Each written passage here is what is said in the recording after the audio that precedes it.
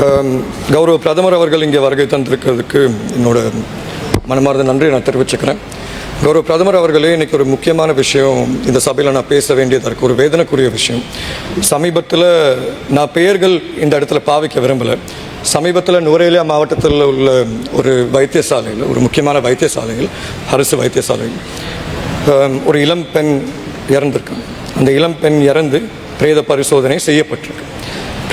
பிரேத பரிசோதனை செய்யப்பட்ட பிற்பாடு ஒரு குற்றச்சாட்டு வெளியே வந்திருக்கு.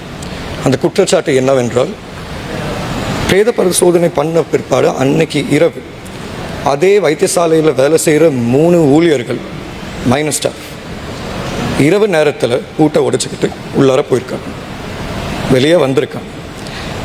இப்போ இது சம்மந்தமாக என்னோட அபிப்பிராயத்தை நான் சொல்ல விரும்பலை.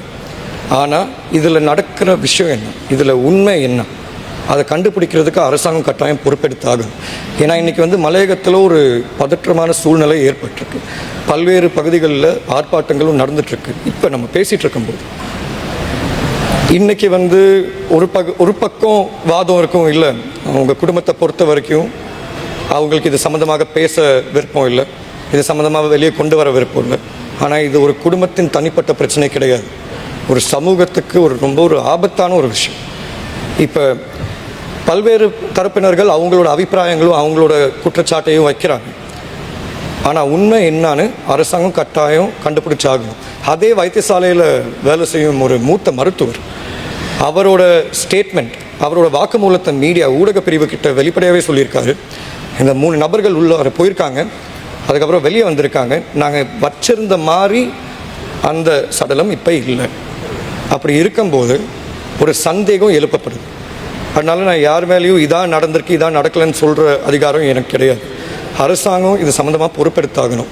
அங்கே இருக்கிற உண்மையான சூழ்நிலை என்னான்னு மக்களுக்கு தெளிவுபடுத்தி ஆகணும். ஏன்னா இந்த மாதிரி விஷயங்கள் நிறைய இடத்துல நடந்திருக்கு. அப்படி இருக்கும்போது அது சம்மந்தமாக நம்ம நடவடிக்கை எடுத்து அதுக்கு ஒரு முற்றுப்புள்ளி வச்சாகணும்.